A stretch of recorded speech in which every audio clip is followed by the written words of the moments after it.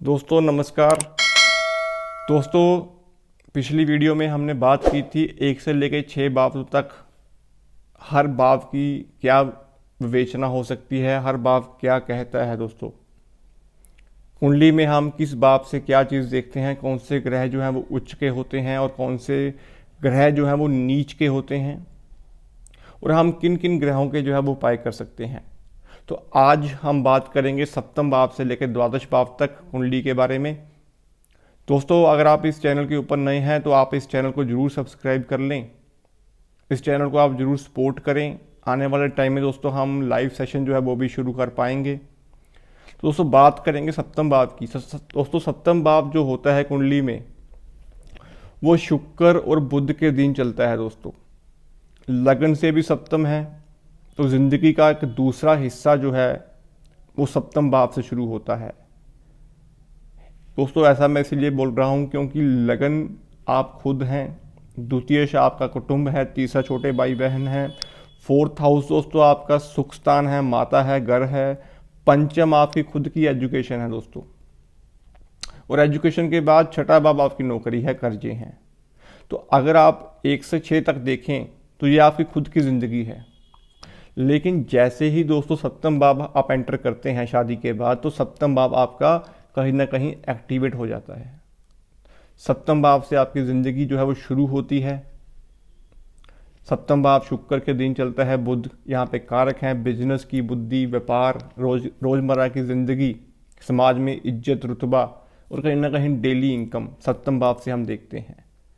तो इसी तरह से दोस्तों सप्तम भाव में कुंडली के अकॉर्डिंग अगर हम बात करें, अगर आपकी ज़िंदगी में बिजनेस की समस्याएं हों, अगर आपकी कुंडली में शादी को लेकर डिवोर्सेस की समस्याएं चल रही हों, शादी ना हो पा रही हो, लेट अवस्था में हो रही हो, तो कुंडली में बुध और शुक्र को कुंडली में कहीं पे भी बैठे हों उन ग्रहों को देखें और उन ग्रहों के अकॉर्डिंग उन भावों के प्रति जो परहेज और उपाय हैं वो आप कर सकते हैं। दोस्तों सप्तम भाव के कारक बुध बुद्धि और बिजनेस और पार्टनरशिप के मालिक हैं यहाँ पे, तो और शुक्र गृहस्थी है आपकी ज़िंदगी कैसी चलेगी इन फ्यूचर में। तो इस तरह आप सप्तम भाव में शनि देव जो है वो उच्च के होते हैं, सूर्य देव जो है वो नीच के होते हैं। दोस्तों तो सप्तम भाव में जब कभी भी आपकी कुंडली में शनि देव बैठे हों, तो शनि जो है दोस्तों वो थोड़े से स्लो ग्रह बोले गए हैं। 36 उनका अरसा जो है वो शुरू होता है। तो शादी की जो मनोवस्थी अवस्था होती है दोस्तों, वो शनि सप्तम भाव में बैठकर थोड़ी सी लेट अवस्था में शादी करते हैं। शादी जो है वो अगर पहले शादी हो भी जाए दोस्तों, तो कहीं ना कहीं जो कठिनाई है 28 से 36 का जो अरसा होता है वो कहीं ना कहीं प्रॉब्लम्स में निकलता है। लेकिन अगर शादी आपकी लेट अवस्था में हो रही है तो शनि सप्तम भाव में बैठे होने के कारण आपको ये चीज़ देखनी चाहिए। सप्तम भाव में शनि उच्च के होते हैं दोस्तों, तो उच्च के ग्रहों का दान कभी ना करें। अगर आपकी कुंडली में शनि सप्तम भाव में बैठे हों तो आपको शनि का कोई भी दान जो है वो नहीं करना चाहिए दोस्तों। तो दोस्तों बात हम करेंगे कुंडली में अष्टम भाव की। तो अष्टम भाव दोस्तों आपका इन लॉस है, आपका ससुराल है। कहीं ना कहीं अष्टम भाव जो है जितनी भी प्रॉब्लम्स हमें जिंदगी में आती हैं दोस्तों, चाहे वो चोट हो, एक्सीडेंट हो, लड़ाई झगड़े हों, रुकावटें हों, डर हो, वहम हो, और कहीं ना कहीं गुस्सा जो इंसान के अंदर रहता है वो अष्टम भाव की मनोस्थिति के अकॉर्डिंग ही चलता है, क्योंकि यहाँ पे मंगल की अग्नि है और शनि की लकड़ी है दोस्तों। तो इस भाव को शमशान का भाव भी बोला गया है। कुंडली में चंद्रमा आपकी मनोवस्था को बताते हैं। चंद्रमा कुंडली में अच्छे हों तो इंसान बड़ी से बड़ी समस्याओं से निकल जाता है, लेकिन अगर कुंडली में चंद्रमा पीड़ित हो तो इंसान अपने मन से ही दोस्तों हार जाता है। उसकी खुद की सोच कहीं ना कहीं जो है वो नेगेटिव होती है, क्योंकि उसका कारण क्या है दोस्तों, चंद्रमा कुंडली में अष्टम भाव में नीच के बोले गए हैं। ये भाव शमशान का है, रुकावटों का है, मन कहीं ना कहीं विचलित रहता है, इंसान की खुद की सोच ही उसके लिए हानिकारक बन जाती है। तो कहीं ना कहीं काल्पनिक दुनिया जो होती है इंसान की, वो चंद्रमा अष्टम वाले को देखने को मिलती है। नुक्ताचीनी की आदत जितनी होती है, मीन मेघ निकालना, दूसरों में कमियां निकालनी शुरू कर देना, चिड़चिड़ा स्वभाव जो है चंद्रमा अष्टम की निशानी है दोस्तों। और कहीं ना कहीं डर वहम का माहौल जो है चंद्रमा अष्टम में ही इंसान को देते हैं। तो ये 3 ग्रह कुंडली में कहीं पे भी बैठे होंगे दोस्तों, तो आपको इन तीनों ग्रहों के उस भावों के प्रति जो परहेज हैं या उपाय हैं वो आपको करने चाहिए। तो अष्टम भाव के कुछ हद तक फल जो आपको अच्छे मिलने शुरू हो जाएंगे दोस्तों। मेन जो कंडीशन दोस्तों यहाँ पे होती है कि मंगल की जो 2 राशियां हैं, लगन की राशि मेष और अष्टम की राशि वृश्चिक। लगन की राशि दोस्तों सेनापति की राशि है, सैनिक के रूप में बैठते हैं मंगल देव, वहाँ पे एनर्जी जो है वो एक सेनापति की एनर्जी है। लेकिन अष्टम की जो एनर्जी है दोस्तों वो कहीं ना कहीं लड़ाई झगड़े, फसाद, गुस्सा, मंगल बध जिसे हम बोलते हैं, वो एनर्जी यहाँ पे अष्टम में देखने को मिलती है दोस्तों। तो इस तरह दोस्तों आपको कुंडली के अष्टम भाव को भी अच्छा अगर अपने करना है तो अपने कुंडली में बैठे हुए शनि और मंगल को जरूर देखें दोस्तों। बात करेंगे 9th हाउस की, तो 9th हाउस आपका भाग्य का भाव है दोस्तों। 9th हाउस बृहस्पति के दिन चलते हैं। 9th हाउस में राहु देव नीच के हैं और केतु देव उच्च के हैं। अब दोस्तों बृहस्पति जो भाग्य के स्वामी हैं, 9th हाउस जो आपका भाग्य है वहाँ पे जो बैठे हुए ग्रह होंगे उनकी एज के अकॉर्डिंग आपका भाग्य एक्टिवेट होगा। सूर्य बैठे होंगे तो 21, चंद्रमा बैठे होंगे तो 24, शनि बैठे होंगे तो 36। तो इस तरह से दोस्तों भाग्य की जो एक प्रसिद्धि इंसान को मिलती है वो 9th हाउस में बैठे हुए ग्रहों के कारण ही मिलती है। लेकिन अगर कुंडली में दोस्तों बृहस्पति ही खाना नंबर 9 में बैठे हों तो ये अपने खुद के घर में बैठे हुए हैं, तो बृहस्पति के उपाय या बृहस्पति के दान आपको कभी नहीं करने चाहिए दोस्तों। बड़े बुजुर्गों का साया, बड़े बुजुर्गों का आशीर्वाद 9th हाउस को एक्टिवेट करता है। तो 9th हाउस के अच्छे फल लेने के लिए आपको अपने बड़े बुजुर्गों का नाम जो है वो हमेशा आगे रखना चाहिए। अगर कुंडली में केतु देव 9th हाउस में बैठे हों और आपके नर संतान जो है वो पैदा हो जाए, तो जैसे ही नर संतान आपकी पैदा होगी दोस्तों आपका जो भाग्य है वो एक्टिवेट हो जाएगा दोस्तों। तो कहीं ना कहीं केतु की एक्टिवेशन जो है 9th हाउस में उच्च की बोली गई है। ये धर्म, अध्यात्म, स्पिरिचुअलिटी, धार्मिक कार्याएं, ये सब चीज़ें जो हैं ये भाग्य से इंसान लेके आता है दोस्तों। तो भाग्य भाव में जो भी ग्रह बैठे होंगे उनको हमेशा अच्छा रखने की कोशिश करें। लेकिन कुंडली में जहाँ पे भी बृहस्पति बैठे हों तो बृहस्पति को हमेशा अच्छा रखें, तो भाग्य आपका कहीं ना कहीं पूर्णतः आपको सपोर्ट करेगा दोस्तों। बात करेंगे हम कर्म स्थान की, 10th भाव की। तो 10th भाव जैसा कि हमें पता है दोस्तों हमारा कर्म का क्षेत्र होता है। इंसान अपनी ज़िंदगी में क्या कर्म करता है, क्या काम काज करता है, जॉब में है, बिजनेस में है, उसका वर्क प्लेस कैसा है। तो 10th हाउस के जो लॉर्ड हैं दोस्तों वो शनि देव हैं। शनि की राशि यहाँ पे है, तो शनि जो है वो कर्म प्रधान है दोस्तों। यहाँ पे मंगल उच्च के हैं और गुरुदेव नीच के हैं। अब दोस्तों गुरुदेव जब भी शनि की राशियों में बैठते हैं तो कहीं ना कहीं खुद पीड़ित हो जाते हैं दोस्तों। उसका कारण क्या है दोस्तों कि कर्म स्थान में जब भी गुरुदेव बैठेंगे तो गुरु क्या है, अध्यात्म है दोस्तों। गुरु अध्यात्म भी है, स्पिरिचुअलिटी भी है, दान पुण्य कर्म जितने भी हम करते हैं सब गुरु के दिन ही होते हैं। पूजा पाठ, प्रसिद्धि, बड़ों का आदर सत्कार जितना भी होता है वो सब हम कर्म भाव से ही नहीं देखते, हम गुरु की जो एक कारक चीज़ें होती हैं उनसे देखते हैं दोस्तों। लेकिन कर्म भाव में दोस्तों जब कोई ग्रह बैठता है तो कर्म इंसान को अपनी चालाकी से भी करना चाहिए। और शनि यहाँ पे कहीं ना कहीं इंसान को फल तब देते हैं अगर इंसान थोड़ा सा प्रैक्टिकल चले। लेकिन गुरु जो है वो प्रैक्टिकल ना होके एक धर्म के ग्रह बोले गए हैं दोस्तों। तो इसीलिए इंसान यहाँ पे जिनका भी गुरु 10th हाउस में होता है दोस्तों वो धर्म कर्म में ज़्यादा विश्वास करते हैं, कर्म उतना नहीं करते, अपने धर्म को ही अपना कर्म बना लेते हैं दोस्तों। तो कहीं ना कहीं इंसान ताउम्र अपनी एक उम्र अवस्था में आके कहीं ना कहीं कुछ जोड़ नहीं पाते, बदनामी इंसान को लगी रहती है। दिल के साफ होते हैं दोस्तों लेकिन कहीं ना कहीं अपनी प्रैक्टिकल ना होके अपने कर्म क्षेत्र को वो डिस्टर्ब वहाँ पे कर लेते हैं दोस्तों।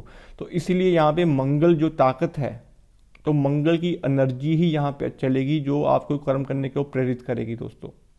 तो इसलिए यहाँ पे मंगल, शनि और बृहस्पति इन तीनों ग्रहों को कुंडली के अकॉर्डिंग अच्छा रखें, आपका जो कर्म का क्षेत्र है वो अच्छा होना शुरू हो जाएगा दोस्तों।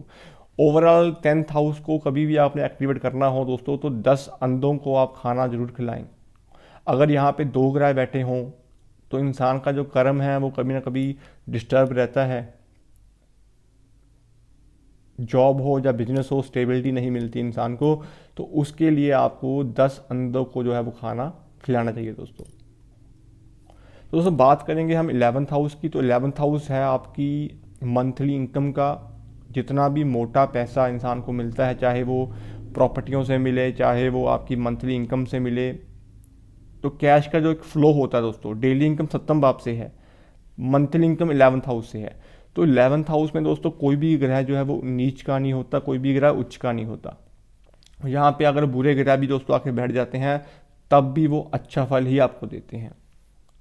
जो स्त्री ग्रह हैं दोस्तों, शुक्र, चंद्रमा, यहाँ पे थोड़े से बुरे माने गए हैं, अच्छा फल नहीं देते हैं। लेकिन जो पापी ग्रह हैं, शनि हो, राहु हो, केतु हो, या फिर पाप ग्रह मंगल या सूर्य भी हो, तो ये ग्रह कहीं ना कहीं यहाँ पे अच्छे माने गए हैं।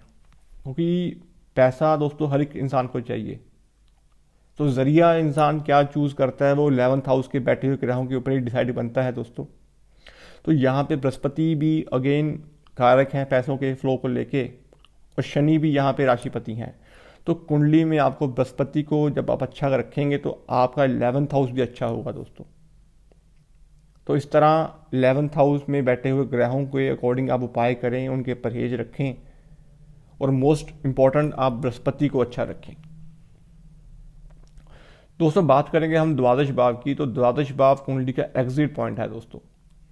ये आपका सोने का स्थान भी है, मोक्ष का स्थान भी है, और आपने जितने भी खर्चे अपनी ज़िंदगी में बढ़ा रखे हों या बड़ा खर्चे कर रहे हों, वो सब चीज़ें जो हैं जो एक एग्जिट पॉइंट में जा रही हैं, वो द्वादश भाव के अकॉर्डिंग ही हम देखते हैं। बृहस्पति होंगे तो अच्छे खर्चे होंगे, राहु होंगे तो खर्चे जो है वो बेहिसाब खर्चे होंगे। तो इस तरह द्वादश में राहु कारक ग्रह हैं, और बृहस्पति राशिपति हैं, बुध नीच के हैं, शुक्र और केतु जो है वो उच्च के हैं। तो आपको इन चीज़ों में से आपको देखना चाहिए कि जब भी आपको शुक्र द्वादश में बैठे हों तो शुक्र को हमेशा अच्छा रखें, शुक्र के उपाय ना करें। आप शुक्र को बलवान कर सकते हैं दोस्तों। यहाँ पे शुक्र बैठे होंगे द्वादश भाव में दोस्तों, तो कहीं ना कहीं इंसान अपनी लग्जरी के ऊपर खर्चा करेगा, कपड़ों का शौक होगा, अपने अपने ऊपर जो है वो खर्चा जो होगा वो लग्जरी के रूप में होगा। तो दोस्तों केतु बैठे हों तो केतु जो है वो ऐश के स्वामी हैं, तो हवाई यात्राएं, विदेश की सेटलमेंट केतु द्वादश भाव में देते हैं दोस्तों। तो यहाँ पे दोस्तों हमेशा आपको कुंडली में अगर आपके खर्चे बढ़ रहे हों, लड़ाई झगड़े हो रहे हों, या फिर दोस्तों आपको रात की नींद जो है वो डिस्टर्ब हो रही हो, तो कुंडली में बैठे हुए राहु और बुध को अच्छा रखें। क्योंकि इस भाव में दोस्तों बुध जो है वो नीच के होते हैं। दिमाग में पकने वाले ख्याली पका जो होते हैं, शेख चिल्ली की बातें जो होती हैं, वो द्वादश के बैठे हुए राहु और बुध ही देते हैं दोस्तों। किसी किसी के साथ बहस जाना, अपनी बातों को ऊपर रखना, ये सब बुध 12 की निशानी है दोस्तों। एक ही बात को रिपीट करते रहना, दिमागी परेशानियां, ये सब जो चीज़ें होती हैं, मेंटल जो स्ट्रेस होती है इंसान की, द्वादश में बैठे हुए बुध और राहु की कमाल है दोस्तों। तो इस तरह आप कुंडली में द्वादश भाव को अच्छा रखने के लिए बृहस्पति को अच्छा रखें। कुंडली में यहाँ पे शुक्र और केतु उच्च के हैं, तो उन दोनों ग्रहों को अच्छा रखें। तो कहीं ना कहीं कुंडली में बैठे हुए जो ग्रह होंगे, द्वादश के जो ग्रह होंगे, वो आपको अच्छा फल देने शुरू कर देंगे दोस्तों। यहाँ पे बुध जो है वो नीच के हैं, तो नीच के ग्रहों का कभी भी दान लेना नहीं चाहिए दोस्तों। उच्च के ग्रहों का दान करना नहीं चाहिए। अगर आपकी कुंडली में आपने 12वां भाव, दोस्तों छत भी होता है, हमारी टेरेस जो है वो 12वां भाव है। अगर आपने अपनी छत के ऊपर गमले रख रखे हों, बेलदार वृक्ष रखे हों, चौड़े पत्ते वाले पौधे जो अपनी छत के ऊपर रख रखे हों, तो ये बुध 12 की निशानी होगी। और बुध 12 में नीच के होते हैं दोस्तों, तो कहीं ना कहीं आपको अपनी बहनों के प्रति जो है वो समस्याएं रहेंगी, बिजनेस के प्रति समस्याएं रहेंगी, और खर्चा आमदन से ज़्यादा होगा दोस्तों। तो इस तरह आप कुंडली में 12वें भाव को अच्छा रखने के लिए बृहस्पति को अच्छा रखें और राहु को हमेशा कंट्रोल में रखें दोस्तों। तो ये कुंडली के आज हमने बात की है 7 से लेकर 12 तक। उम्मीद करता हूँ दोस्तों आपको ये वीडियो अच्छी लगी होगी। आप खुद अपनी कुंडली में हर भाव के प्रति कहाँ से हम क्या देखते हैं, आपको किस भाव के प्रति समस्याएं जब आ रही हों तो उस भाव के कारक ग्रह को हमेशा अच्छा रखें। तो दोस्तों हमने 1 से लेकर 12 भावों तक हर भाव की विवेचना की है दोस्तों। उम्मीद करता हूँ आपको ये वीडियो अच्छी लगी होगी। अगर आपको वीडियो अच्छी लगी हो तो आप इस चैनल को ज़रूर सब्सक्राइब करें। इस चैनल को दोस्तों आप ज़रूर सपोर्ट करें, क्योंकि आने वाले टाइम में दोस्तों हम लाइव सेशन जो है वो शुरू कर पाएंगे अगर आप हमें इस चैनल के ऊपर सपोर्ट करेंगे दोस्तों। तो आने वाली सीरीज़ में हम बात करेंगे राहु 7वें भाव के ऊपर। आज के लिए दोस्तों इतना ही। धन्यवाद दोस्तों।